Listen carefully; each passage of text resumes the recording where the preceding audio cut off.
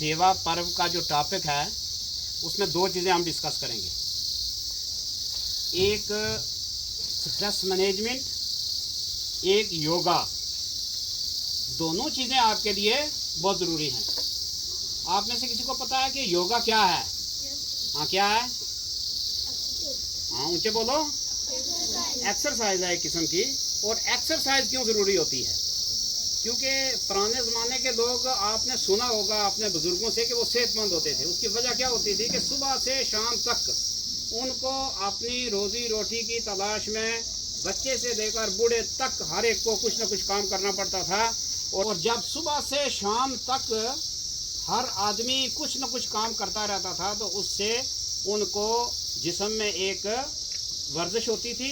अलग से वर्जिश करने की ज़रूरत फिर नहीं रहती थी। इंसान के काम करने से भूख भी अच्छी लगती थी। जो खाना खाते थे वो खाना अच्छी तरह हजम होता था। और आज की तरह के ऑयली और फास्ट फूड उस वक्त नहीं थे, जिसकी वजह से वो लोग सेहतमंद होते। आज सबसे बड़ी प्रॉब्लम जो हमारी बन चुकी है वो ये बन चुकी है कि हम खाने में ज़्यादा फैटी चीज़ें इस्तेमाल करते हैं, ऑयली चीज़ें इस्तेमाल करते हैं, फास्ट फूड का इस्तेमाल ज़्यादा करते हैं और फिर इतनी एक्सरसाइज नहीं करते, इतना काम नहीं करते, जिसकी वजह से वो पूरी तरह डाइजेस्ट नहीं होता और वो एक्सेस फैट जो है हमारे जिस्म में स्टोर हो जाती है, जिसकी वजह से बहुत सारी बीमारियां होती हैं। जिस्म में मोटापा आ जाता है, ब्लड प्रेशर ज़्यादा होता है, शुगर के लोग मरीज़ हो रहे हैं।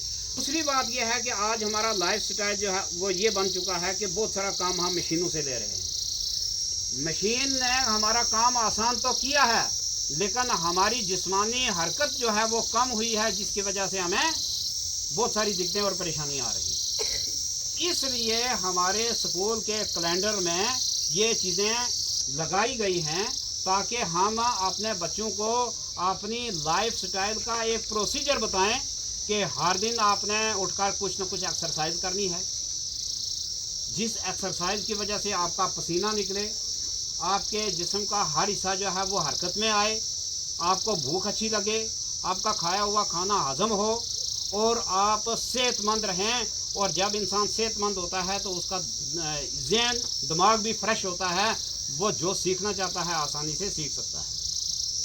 जबकि एक सुस्त आदमी जो है वो कभी कोई काम अच्छे तरीके से नहीं कर सकता, चाहे वो जिस्मानी काम हो या ज़हनी काम हो। तो इसलिए आपको आज के दिन ये चीज़ याद करवाई जाती है कि योगा एक ऐसी एक्सरसाइज है कि जिसमें सारी एक्सरसाइज को करने के बाद इंसान का कोई जिस्म का हिस्सा ऐसा नहीं बचता कि जिसमें हरकत ना आए। वो हरकत आनी ज़रूरी है। और दूसरा जो मैंने आपको बताया वो है स्ट्रेस मैनेजमेंट। इसमें ज़्यादा काम आपका नहीं है, बहुत सारा काम हमारा है, लेकिन कुछ काम आपका भी है। क्योंकि बहुत सारे बच्चे, आप भी देखते हो कि क्लास में कुछ बच्चे तो बड़े खुश रहते हैं, अपने दोस्तों से, अपने क्लासमेट से अच्छे तरीके से बात करते हैं, कहानियाँ सुनाते हैं, हंसते हैं, हंसाते हैं। लेकिन बहुत सारे बच्चे आपने देखे होंगे कि वो परेशान होकर बैठे रहते हैं। जब आ रहे होंगे सेहत में कोई दिक्कत नहीं होगी, लेकिन देखने में बीमार लग रहे होंगे।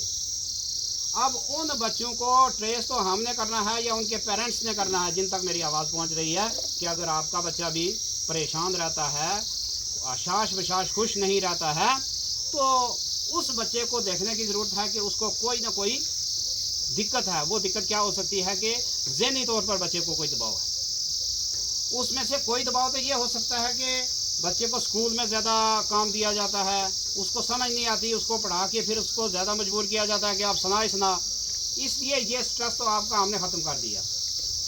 ऐसा नहीं करते कि आपको पढ़ाते ही नहीं, पढ़ाएंगे ज़रूर, कोशिश ये करेंगे कि आपको पढ़ाया जाए ताकि आप हंसते खेलते सीख जाओ। लेकिन इसको आपने ज़्यादा खेल भी नहीं बना देना कि अगर टीचर आपके साथ हंसते खेलते पढ़ा रहा है, इसका मतलब है कि वो आपका स्ट्रेस कम करना चाहता है। इसका मतलब ये नहीं है कि वो इतना आपके साथ फ्रेंडली है कि आप काम करो या ना करो, ये भी नहीं लेना है। लेकिन जिन बच्चों के जहन में अगर कहीं भी ये स्ट्रेस है कि हमें स्कूल की तरफ से दबाव है, वो अपने जहन से ये बात, ये खौफ, ये डर निकाल दें। आप फ्रीली टीचर के साथ बात करो। अगर आपके पास कापी पेंसिल नहीं है, आपको घर से कोई परेशानी है, तो वो आप बिला शक यहाँ स्कूल में आकर हमारे साथ डिस्कस कर सकते हो, हम उसका हल करेंगे। आप 2 दिन 3 दिन किसी मजबूरी की वजह से स्कूल नहीं आ सकते, तो फ्रीली आप एक्सप्लेन करो भाई कि हमें यह दिक्कत थी, तो हम आपकी उस दिक्कत को समझेंगे, उसका हल बताएंगे कि इसका हल ये है। लेकिन अगर आप खामोशी के साथ अंदर अंदर से परेशान रहोगे, जिसकी वजह से आपके दिमाग के ऊपर एक दबाव रहेगा, उस दबाव की वजह से आप एक तो पढ़ाई का काम पूरा नहीं कर पाओगे, और दूसरा ये चीज़ जो है आहिस्ता आहिस्ता एक बीमारी की शक्ल अख्तियार कर जाती है कि वो आदमी फिर हर वक्त खौफ, डर और परेशानी में रहता है, और कोई भी काम करने से उसको डर लगता है, अंधेरे में बाहर नहीं निकलता है, और कोई काम करेगा तो कहेगा नहीं ये मैं कर ही नहीं सकता। इसको ख़त्म करना है, सबसे पहले आप अपने ज़हन से डर निकालो, और दूसरा ये है कि अपनी पर्सनल हाइजीन का ख्याल रखो, सफाई से आओ, पानी खूब सारा पियो, हरकत करो, वर्जिश करो, एक्सरसाइज करो, तो फिर आपके लिए कोई परेशानी नहीं है। तो जिन बच्चों के चेहरों पर परेशानी के असरात दिख रहे हैं, वो बच्चे पहले खुद कोशिश करें कि अपने आप को खुश रखें, साफ़ सफाई से आएँ, और अगर ज़रूरत पड़े तो हमारे साथ डिस्कस करें। समझ आ गई बात क्या नहीं? Yes, sir. खुश हो सारे क्या नहीं? Yes, sir. बहुत ज़्यादा? Yes, sir.